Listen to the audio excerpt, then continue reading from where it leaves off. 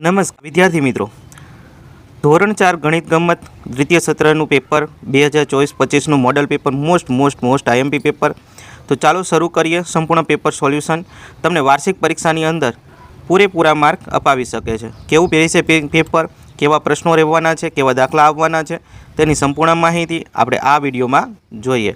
જેથી કરીને આ મોડલ પેપર 2-3 તમે કરશો, ચોક્કસથી તમને માર્કમાં ખૂબ જ સારા એવા ડિફરન્સ તમને જોવા મળવાનો છે અને તમારું પેપર પણ કેવું હશે એ પણ તમને ખ્યાલ આવી જવાનો છે. જો કે પહેલો પ્રશ્ન તમારો છે એ પ્રશ્ન 1, નીચેના પ્રશ્નોના જવાબ માટે આપેલા વિકલ્પમાંથી સાચો વિકલ્પ અથવા કે ક્રમ અક્ષર તમારે શોધીને આ બોક્સમાં ખાનામાં લખવાનો છે. જેમ કે પહેલો પ્રશ્ન અહીંયા પૂછવામાં આવ્યો છે કે નીચેનામાંથી કઈ આકૃતિ 1/4 દર્શાવે છે.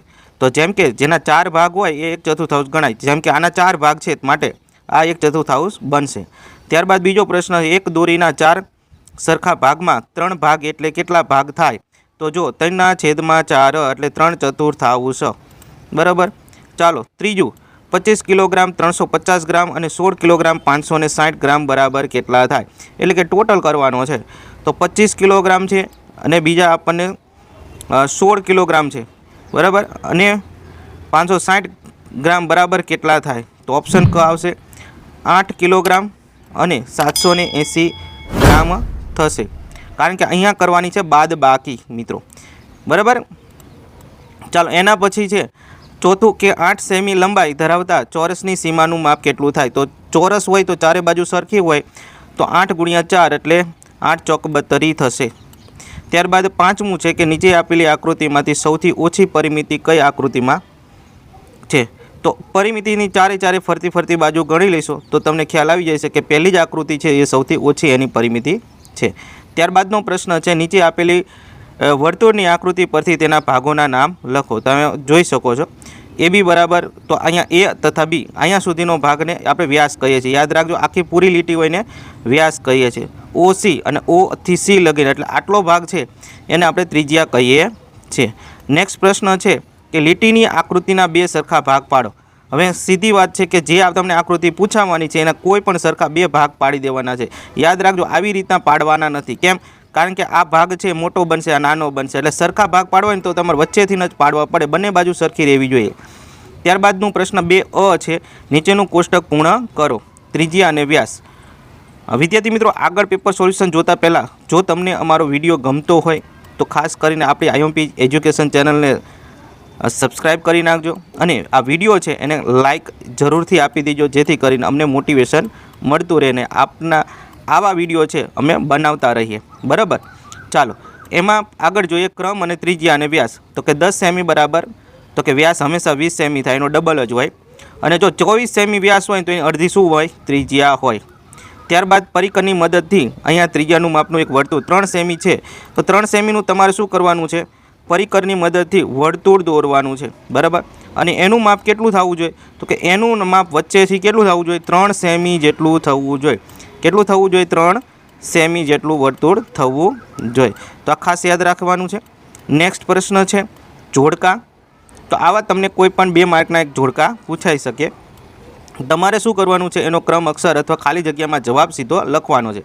જેમ કે અહીંયા પહેલામાં ક આવશે 1/2, કારણ કે અડધું છે એટલા માટે. પછી બીજું છે કે એમાં 4 ભાગનો 1 ભાગ છે એટલે 1/4 એટલે કે ડ આવશે. ત્યારબાદ છે આખું બ્લેક છે, કાળું એટલે કે 4 ભાગ ભરી દીધા છે તો 4/4 આવશે. અને આમાં આ 4 ભાગના 3 ભાગ છે એ આચ્છાદિત કરેલા છે માટે 3/4 આવશે. નેક્સ્ટ ક્વેશ્ચન છે નીચે આપેલી પેટર્ન ખાલી સ્થાનો પૂર્ણ કરો. તો અહીંયા તમે જોવાનું કે 3, 6, 12, 24, 48. તો અહીંયા 48 આવશે ને અહીંયા 96 આવશે. એવી રીતના 6A 7, પછી 7B 7, 8C 7, એવી રીતના તમે કરશો, બરાબર. 10E 7 થશે અને 11EF 7 થશે. ત્યારબાદ છે ત્રીજો પ્રશ્ન છે નીચેના દાખલા ગણો ગમે તે 3. 6 ગુણ છે કે એક તબેલામાં નીચે બેસીને જોતા ગાયોના 76 પગ દેખાય, તેમાં તબેલામાં કેટલી ગાયો હશે? તો એક ગાયના 4 પગ હોય તો 4 પગે 1 ગાય, તો 76 પગે કેટલી ગાય? તો ભાગાકાર કરીશું તો આપણને 19 જવાબ આવે છે, માટે 19 ગાય હશે. આમાં ભાગાકાર કરવાનો છે 375, 17નો ઘડિયો બોલી અને 21 ભાગફળ મળે છે, બરાબર. એવી જ રીતના ત્રીજો દાખલો જોઈએ તો ગુણાકાર કરવાનો છે. તો 48 × 23 છે તો એમાં 1104 જવાબ મળે છે. ગુણાકાર તો વિદ્યાર્થી મિત્રો તમને આવડતા જ હશે. ઉદાહરણ મુજબ ભાગાકાર કરવાના છે 70/5 અને પ્લસવાળા કરવાના છે, બરાબર. ગમે ત્યાં સુધી ઘડીઓ તમે બોલી શકો. એવી જ રીતના અહીંયા તમે જોઈ શકો છો. તો આવા ભાગાકાર તો તમને આવડતા જ હશે. ત્યારબાદ નીચે આપેલી જાદુઈ ત્રિકોણ પ્રમાણે 1 થી 6 સુધીના અંકો એવી રીતે ગોઠવો કે દરેક હરોળમાં નો સરવાળો 12 થાય, બરાબર. તો અહીંયા તમે જોઈ શકો છો 5, 3, 4, બરાબર. એવી રીતના તમે જે અંક ખાલી છે એમાં પણ ઊભો આડો ગમે રીતે સરવાળો તમારો 12 થવો જોઈએ. પ્રશ્ન 4 છે, માગ્યા મુજબ ગણવાના છે કોઈ પણ બે સરવાળા કરો, આમાં બાદ બાકી જો. તો આવી રીતના સરવાળો કરવાનો છે. આ બધા 18 કિલોગ્રામ 250 ગ્રામ, 13 કિલોગ્રામ 450 ગ્રામ ઘઉં, 11 કિલોગ્રામ 150 ગ્રામ ઘઉં, 42 850 થશે. એવી રીતના બાદ બાકી કરવાની છે 10 કોલ લઈને સીધી તે, બરાબર. ત્રીજો પ્રશ્ન છે, 24 કિલોગ્રામ 600 ગ્રામ ટામેટા 6 કિલોગ્રામ સરખા ભાગે ભરતા એક ટોપલીના એ કેટલા ટમેટા, બરાબર, ભરાશે. તો તમારે શું કરવાનું, સીધો ભાગાકાર કરવાનો છે કે ભાઈ આપણે એક ટોપલીમાં કેટલા આવે એટલે. તો અહીં ત્રિરાશિ પણ મૂકી કરી અને તમે દાખલો ગણી શકો છો. તો અહીંયા આપણે જોઈ શકો 4100 આવે છે. ત્યારબાદનો પ્રશ્ન છે, નીચેના દાખલા ગણો ગમે તે બે. તો અહીંયા તમને આપવામાં છે ખેતરની સીમાનું માપ. તો બધી સીમાનો સરવાળો હંમેશા વિદ્યાર્થી મિત્રો યાદ રાખવાનું છે. સીમાનું જ્યારે પણ પૂછાય તો બધી બાજુનો સરવાળો કરી નાખવાનો છે. જે પણ આકૃતિ આપી હોય, જ્યારે ત્રિકોણ આપેલી હોય, ચોરસ હોય, લંબચોરસ હોય, તમારે બધી બાજુ એની લઈ લેવાની છે, જેથી કરીને તમારો જવાબ પરફેક્ટ આવે. તો અહીં સરવાળો કરી નાખવાનો, સરવાળો કરીને મૂકી દેવાનો જવાબ. નીચે આપેલા ખેતરની સીમાનું માપ, તો આમાં પણ એ સેમ ટુ સેમ સરવાળો કરવાનો અને અહીંયા 26 જવાબ આવે છે. ત્રીજો છે કે નીચે આપેલા ચોરસમાં આચ્છાદિત ભાગની સીમાનું માપ. તો સીમાનું માપ છે હંમેશા ફરતું ફરતું ગોતવાનું હોય. તો જેમ કે અહીંયા એક કર્યા છે મેં, 1 2 3 4, બરાબર, એવી રીતના 5, આવી રીતના ફરતા ફરતા કરશો એટલે 14 થશે. તો 14 આપણે સીમાનું માપ લખી નાખશું. ત્યારબાદ આવું એક પ્રશ્ન પૂછાશે તમારે, બરાબર, કે વરસાદમાં પલળવું કોને ગમે છે. તેના મિત્રને પૂછીને એક બાળકને દર્શાવ્યા મુજબ વર્તુળ આલેખ ચાર્ટ તૈયાર કરેલો છે, આપ જોઈ શકો છો. તો એના પ્રશ્નના જવાબ તમારે લખવાના જ હશે ચાર્ટમાંથી જોઈને. જેમ કે કેટલા બાળકો વરસાદમાં પલળવું ગમે છે, તો અહીંયા 3/4. કેટલા બાળકો વરસાદમાં પલળવું ગમતું નથી, તો 1/4. જો વર્ગમાં 24 બાળકો હોય તો એવા બાળકોની સંખ્યા જણાવો કે જે વરસાદમાં પલળવું ગમે છે. તો આવી રીતના તમે જોઈ શકો છો, આ ગણતરી કરેલી છે 18. જો વર્ગમાં 36 બાળકો હોય તો એવા બાળકોની સંખ્યા જણાવો જેઓ વરસાદમાં પલળવું ગમતું નથી, તો એમાં 9 આવશે.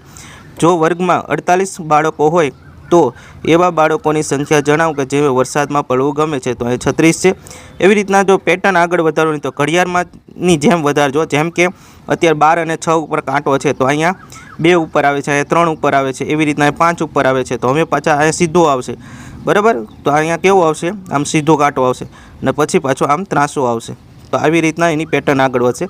એવી જ રીતના આમાં કરતું જવાનું છે, ઊભું આડું, એટલે કે ઊભું અને એવી રીતના મૂકીને. તો આમાં પણ થઈ જશે. બાકીનું અડધું ચિત્ર દોરવાનું છે, બરાબર. તો આ સમિતિ છે અહીંયા આ રીતના કમ્પ્લીટ કરવાની છે. સામે એવું ને એવું ફૂલ બનાવવાનું છે. તો આના તમને પણ રોકડા માર્ક મળી જશે. તો વિદ્યાર્થી મિત્રો, આ હતું એક મોડેલ પેપર અને ખૂબ સુંદર હતું. આવા પેપર તમારે આવનારી પરીક્ષામાં, વાર્ષિક પરીક્ષામાં પૂછાઈ શકે. તો આ જે 25-26માં જે એક્ઝામ આવવાની છે હવે, તો એમાં તમારે ખૂબ ઉપયોગી થશે એપ્રિલ મહિનામાં. માટે આ વિડીયો જો તમને ખરેખર ગમ્યો હોય તો વિડીયોને લાઇક કરો અને ચેનલને સબસ્ક્રાઈબ કરી નાખજો, જેથી કરીને તમને આવા સરસ મજાના વિડીયો મળતા રહે.